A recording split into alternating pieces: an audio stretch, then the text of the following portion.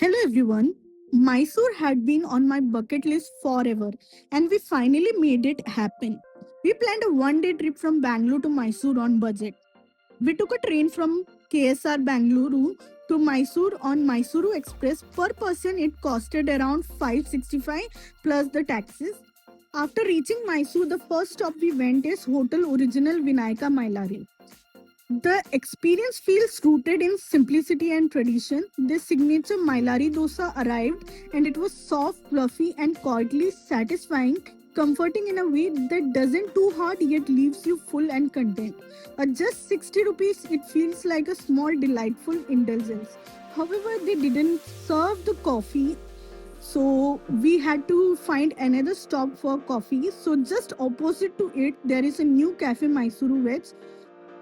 It is quite a charm in the simplicity of a well-made cup of a coffee served hot and comforting, and it just costed us rupees 30. For me to start a day, I need a coffee.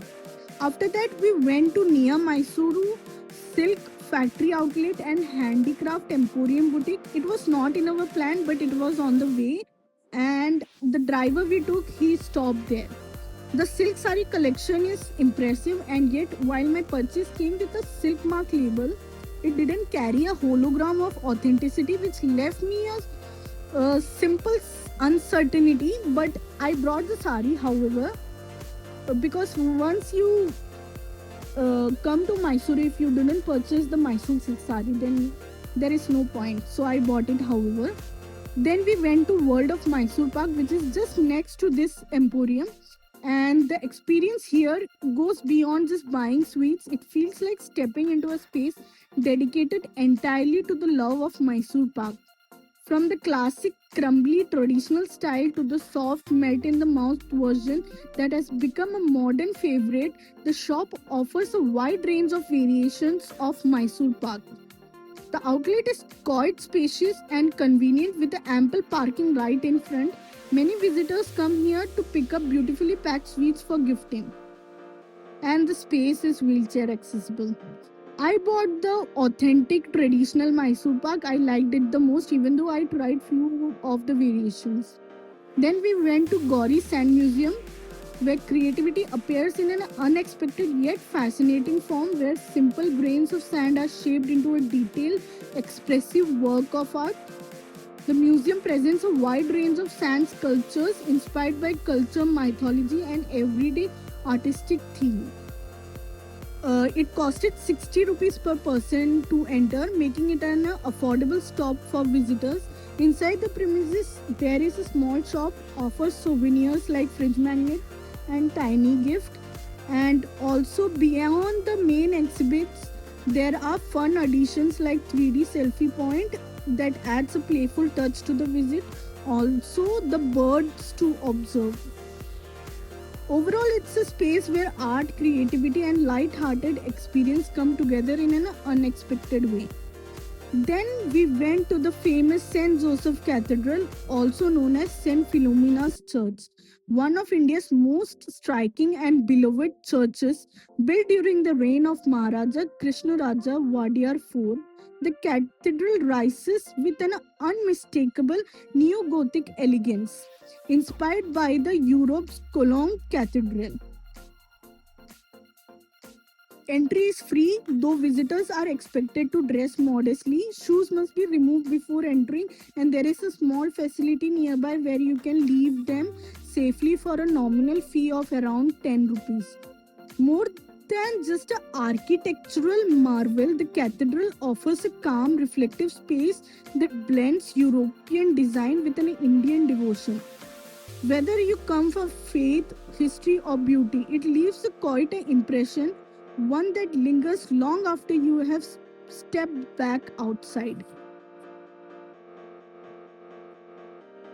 And the best thing is, the main altar lies a sacred crypt that preserves the relic of Saint Philomena, drawing pilgrims and curious visitors alike. Then we visited St. Gregorios Orthodox Syrian Church on the way, belonging to the Malankara Orthodox Syrian Church of the Bangalore Diocese. The church holds sacred relics of the saint Parmala Tirumeni, offering a sense of stillness that contrasts with the bustle outside. The entry is free.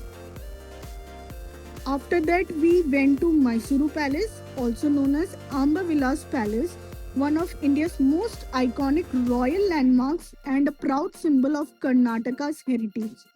Once the official residence of the Wadiyar dynasty, who ruled the kingdom of Mysore for centuries, it still reflects the grandeur of royal life. At evening, the palace transforms dramatically. More than 1 lakh bulbs light up the entire structure, turning it into a glowing golden spectacle that draws visitors from all over. The complex also has temple within, adding a spiritual dimension to the royal residence.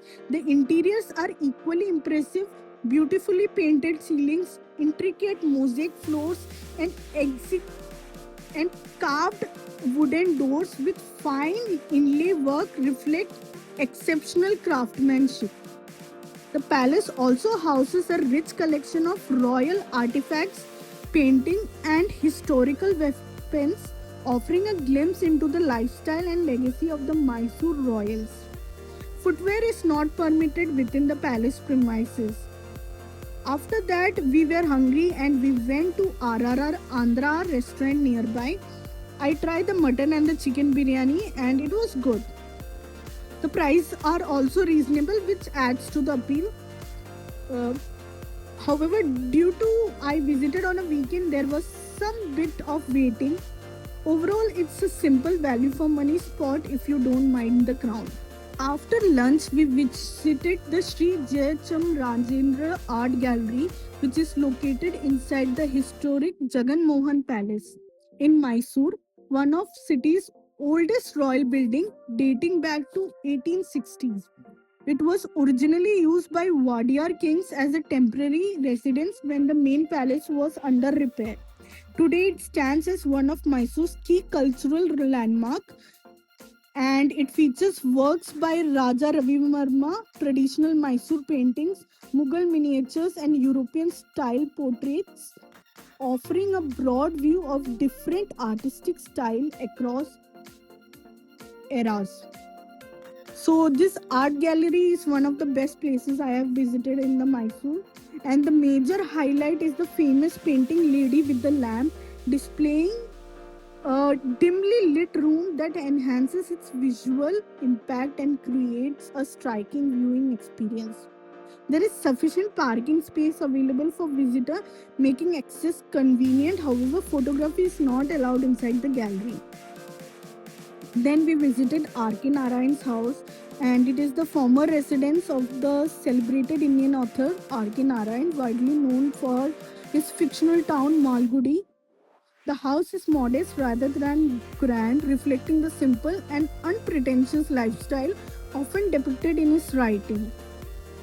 A visit here often a quite meaningful experience for anyone interested in Indian literature and enduring charm of his storytelling world. Entry is free, photography is not permitted, and the site is not wheelchair accessible. Then we went to Malgudi Coffee Shop and Bakery, which is a heritage style cafe located within the Green Hotel, a property once linked to the old Premier Studio. It offers a calm, nostalgic setting with an old world courtyard, vintage architecture, and a laid back ambience that feels far removed from a typical modern cafe. While the atmosphere stands out for its charm and relaxed pace, the food is fairly average overall. I tried the lemon drizzle cake, which is considered one of the best. The cafe also has an advantage of ample parking space, making the visit convenient. Then finally, we returned to Mysore Palace to watch the sound and light show, which is held in different language versions. We specifically waited for the English show, and there was a large crowd and there was a huge waiting. Finally, we got the ticket. Even the screen in other language like Kannada, and it is in a scheduled at a different timing. After seeing the sound and light show at Mysore Palace, we returned to Mysore railway station and took the Kaveri Express back to Bangalore. The sleeper ticket cost was around 150 per person and the journey is roughly 3 hours long.